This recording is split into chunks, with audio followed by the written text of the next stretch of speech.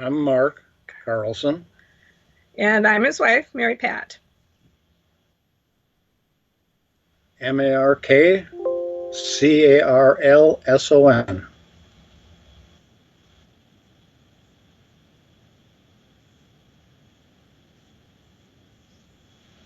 All right.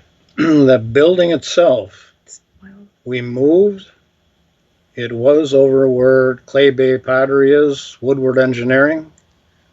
There were three of them built at the same time. That was in 1940, before it was used for the German POWs.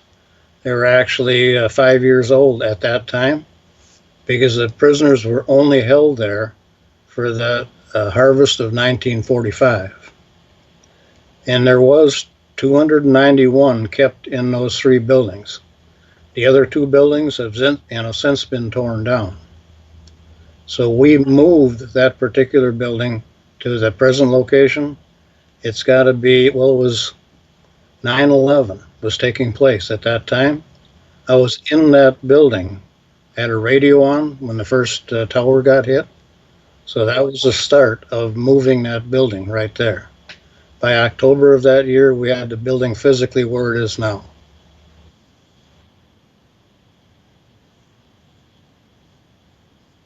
Well, I grew up in Sister Bay, born and raised there.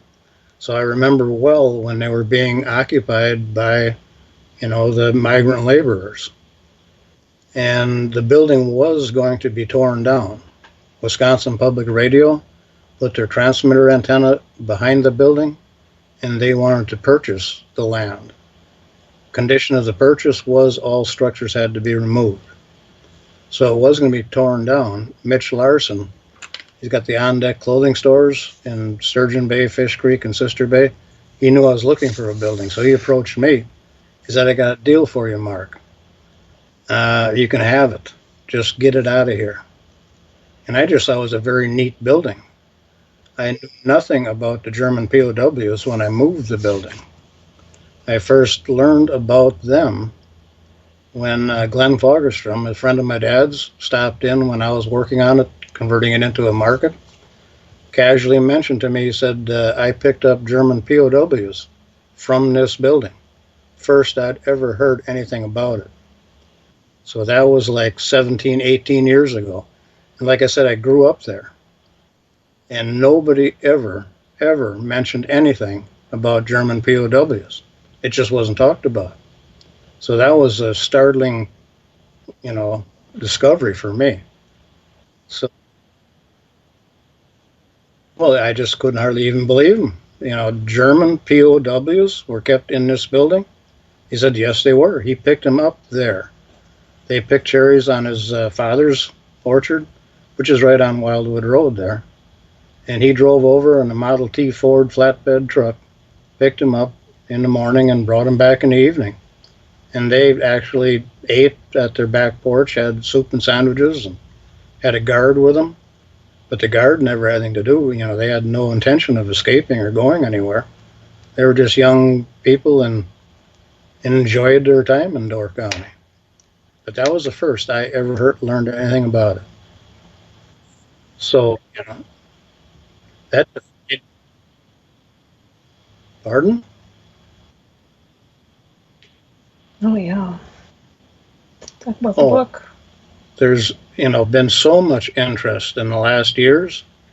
That Victory Farm, the play that they had at Peninsula State Park, Katie Dahl, that's a cousin of mine, she's co-author of that.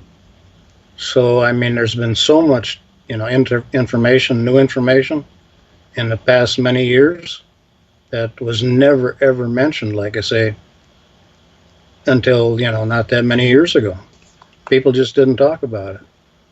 Mark and I are both teachers, or former teachers, and another teacher on the other side of the state wrote the book.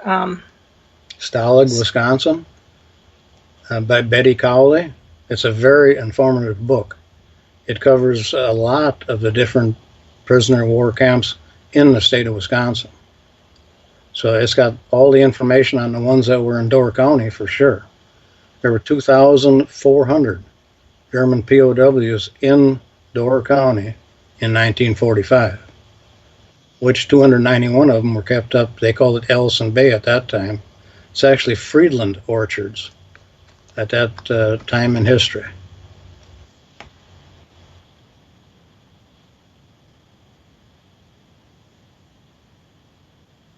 I had no idea. Not until I'd moved the building. That's when I first learned about it. And it was really interesting because both of our fathers served in World War II, and there was never any mention of it.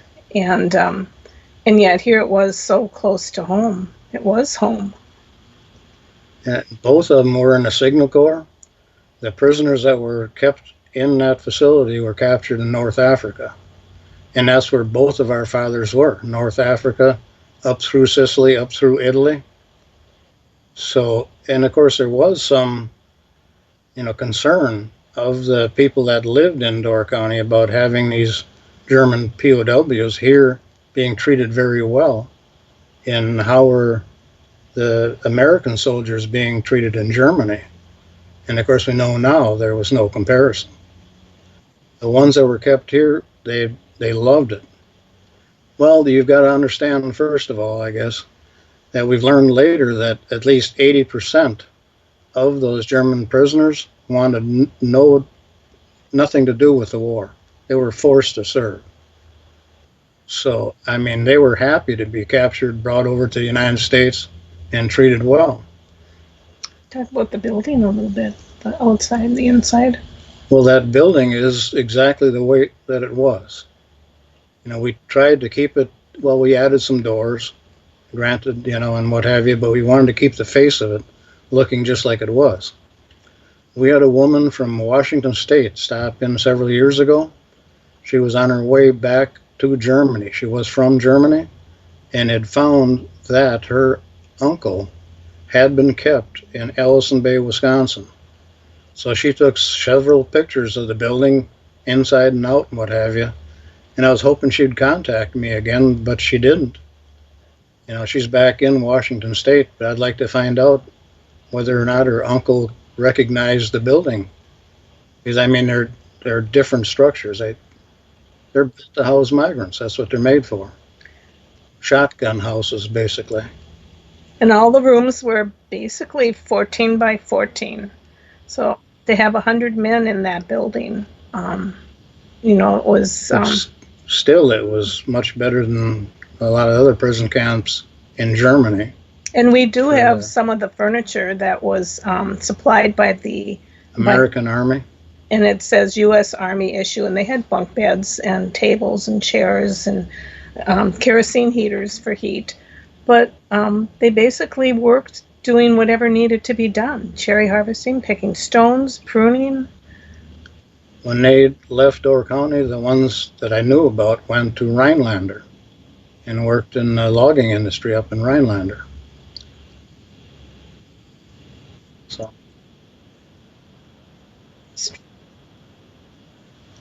because of the history of it.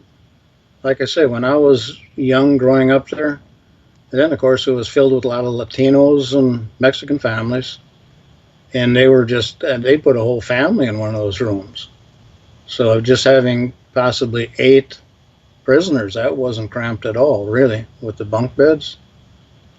But having found out that prisoners had been kept there just led that much more importance to this building.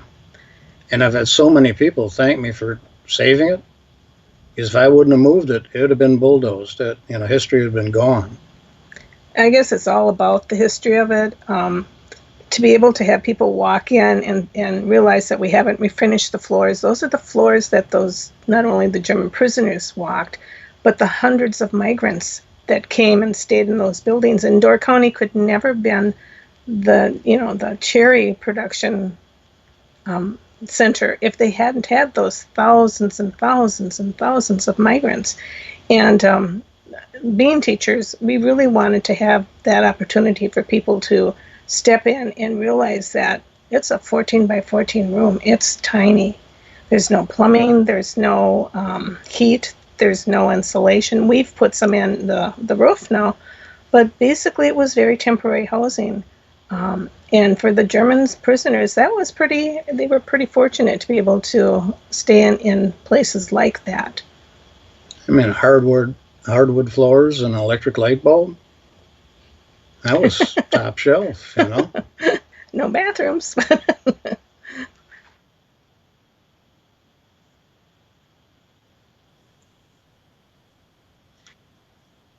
A lot of people stop just because of the building. I mean, it's unique, it's different. They have no idea until they step in, and by the time I tell them the history, they're impressed. And the fact that we are still a working orchard. That land was homesteaded by my husband's great grandparents before Wisconsin was a state. And so you're the fourth generation. At least, yeah. And our daughter Anna, who's working with us, she's 29 or 28, soon to be 29, is helping us to hang on to this functioning orchard. There were so many orchards in Door County, and a lot of them are gone. At least the size orchard that we operate. And we still give people an opportunity to come and pick their own cherries and to, just it's kind of a homey, chatty little place that you can stop. And a lot of people just look at the building and go, "What in the heck is this thing?" You don't see those. And years ago, there were many of those buildings.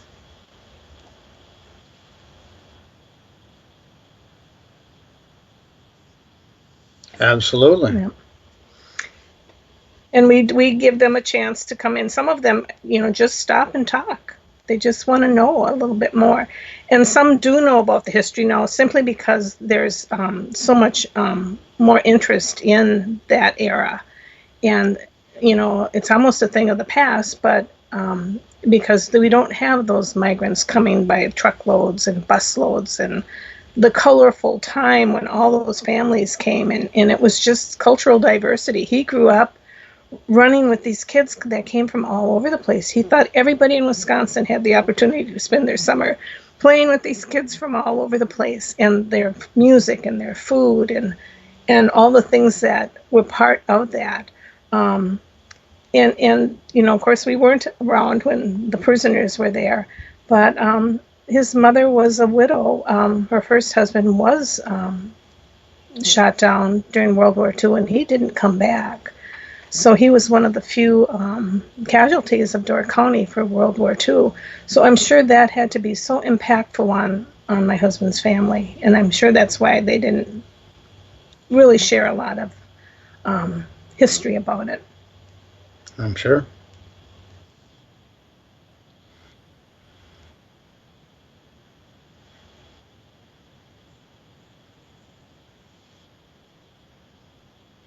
Well, I had absolutely no idea.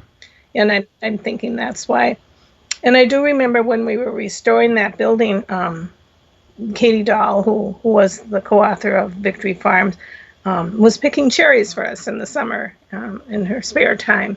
And she said, "Someday I'm going to share this story." And she shared it, and hopefully Northern Sky will bring that play up again. It's a really amazing play.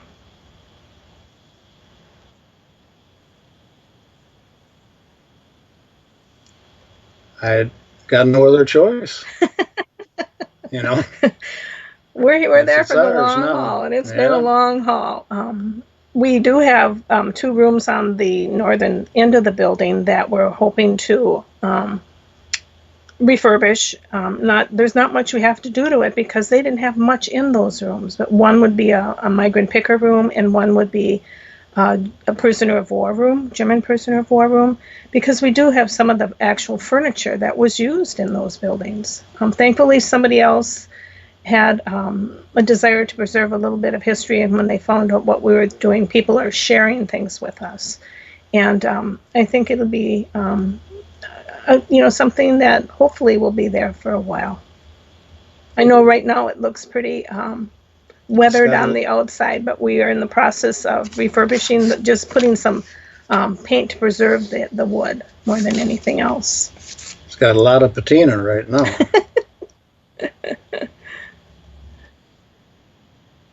Is it really? You probably can't even drive in. Yeah. In the winters we do a lot of planning, and in the summer we're up there, and of course we're still an operating orchard. We grow cherries, and we do pick your own pumpkins, and in the spring it's kind of an interesting building, not because just of the way it looks right now, but we have flower beds out front. We do pick your own flowers, and so we have a lot of artists and people that stop to paint pictures of the building or to take photographs, and most of them are more than happy to share those with us.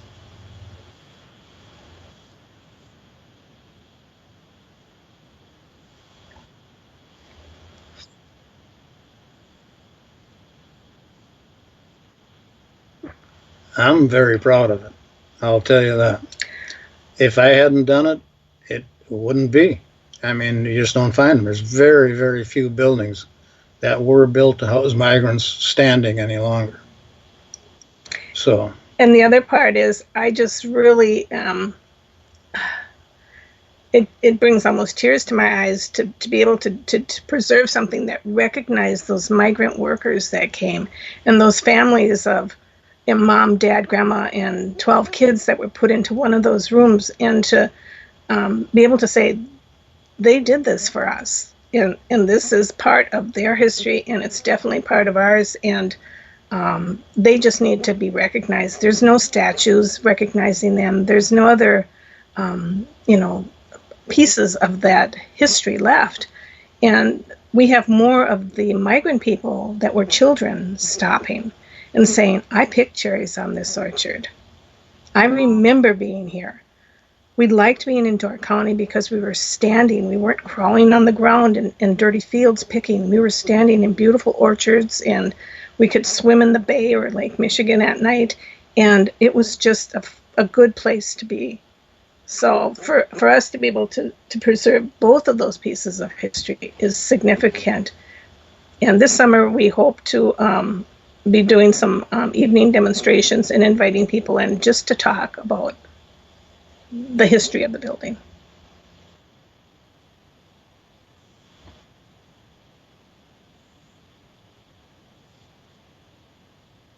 Oh oh, my, yeah. definitely. And we're glad we landed there, so um, we're willing to share that with them. Well, both sides of my family immigrated to northern Door County in the 1800s. Like I say, Wisconsin wasn't even a state when that land was homesteaded, 1846. So we're just kind of hanging on to history, paying our taxes. And picking cherries. Yeah. And it's kind of ironic because after the war, when it ended and the prisoners were released, they could be repatriated back to Germany, or if they had someone to sponsor them in the United States, they were able to stay. And, some of them ended up becoming quite wealthy. One gentleman in particular, Ernie von Schledorn, out of Milwaukee, he had many car dealerships down there, and he was one of the prisoners of war. And so he died a millionaire, and I'm still picking cherries. Yeah. That's the way it is. Yes, and a lot of them, we didn't have a huge German population in Door County. There's a road out by AC Tap on Highway 57, and German Road. it's German Road, and that was the German settlement. But there's not a lot of people now that are actual. The population of Sister Bay is 876 or whatever. But some of those prisoners had aunts and uncles and cousins that could come and visit them on the weekend from Kohler and Sheboygan and Milwaukee, because Milwaukee was hugely German population. And so they had people that could come and visit them and speak German and bring them snacks and magazines and cigarettes and things like that.